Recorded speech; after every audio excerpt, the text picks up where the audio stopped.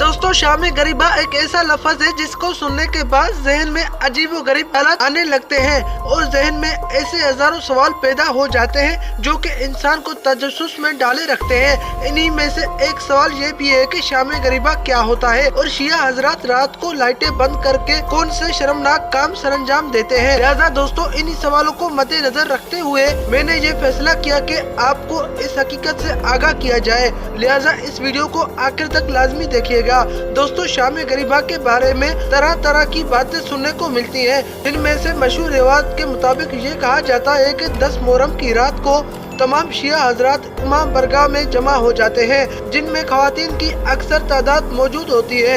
और जब तमाम लोग इमाम बरगाह में जमा हो जाते हैं, दरवाजे को ताला लगा दिया जाता है, जिसके बाद एक शिया आलिम मजलिस पढ़ता है और इसके साथ ही बत्तियां बुझा दी जाती हैं और मर्दो जिन मिलकर शर्मनाक काम सरंजाम देते हैं, जिससे पैदा होने वाले बच्चे को जाकिर बना दिया जाता है। दोस्तों इसके अलावा शिया हजरात के बारे में ये भी कहा जाता है कि ये सुन्नी के बच्चों को अगवा करके इनका खून अपने नंगरों में डाल देते हैं और फिर यही नंगर इंतहाई शौक से तकसीम कर देते हैं। तो बात हकीकत की जाए तो ये तमाम बातें बिल्कुल फजूली हैं, जिनका कोई सर पर नहीं, बल्कि ये तमाम बातें तमाम साजिशें हैं। दोस्तों एक ऐसा ही एक इंसान बिल्कुल आप बीती बताते हुए कहता है कि मैं देहात के घराने से पैदा हुआ और मजहब के बारे में मुझे सिर्फ इतना ही पता था कि जितना के गांव के मौलवी साहब ने बताया था। लिहाजा मुझे इनसे शियों के मुताबिक ऐसी बातें मिलने को मिली जो कि मुझे परेशान कर रही थी, जिनमें एक शाम गरीबा भी थी,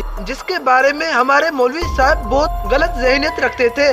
दोस्तों वो बताते हैं कि जब मैं मैट्रिक के बाद कॉलेज में दाखिल हुआ तो पता चला कि हमारी जमात का ताल्लुक अहले तशी से है। मैंने उसे बहुत गौर से देखा और नोट किया तो वो मुझे नॉर्मल इंसान सा लगा। लिहाजा हम कुछ अरसे के बाद हम 3 दोस्त बैठे तो वो हमारे पास ही बैठ गया। लिहाजा मौके पर मौलवी साहब की तमाम की गई बातें सरखुरू कर दी। जब मैं सब कुछ बोल चुका था तो उसका चेहरा सुर्ख हो गया।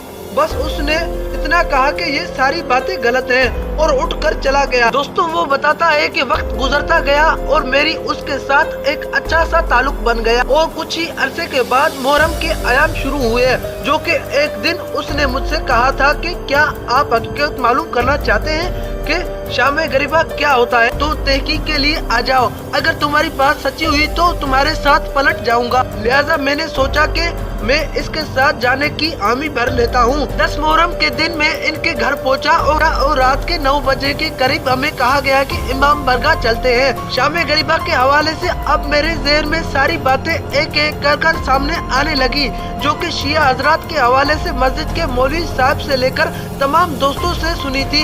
हैरान और सोच में गुम था। हम इमाम बरगाह की गली में पहुंच गए कि वहां बच्चे, बूढ़े और जवान स्याह कपड़े पहने इमाम बरगाह में दाखिल हो रहे थे। हम मरकजी दरवाजे से दाखिल हुए, जबकि खवातीन एक अलग दरवाजे से दाखिल हुई और दूसरी मंजिल पर पहुंच गई। दोस्तों वो बताता है कि मैं इनके ख्यालात में गुम था कि इमाम बरगाह की बत्तियां बुझा दी गई और अब सूरत हाल ये थी कि इमाम बरगाह बड़े हाल में सिर्फ एक बत्ती थी जो कि सिर्फ स्टेज पर चल रही थी। इसी दौरान एक जाकिर नमूदार हुए जिनके कपड़े स्याह थे, हालांकि उनकी दाढ़ी भी थी। उन्होंने माइक पर आते हुए बुलंद आवाज में पढ़ा, इन्ना लिल्लाहि व इन्ना इलैहि राजिऊन। ये पढ़ना था कि हाल ही में कहर मच गया और ऐसा लग रहा था कि लोग पहले ही से तैयार बैठे थे।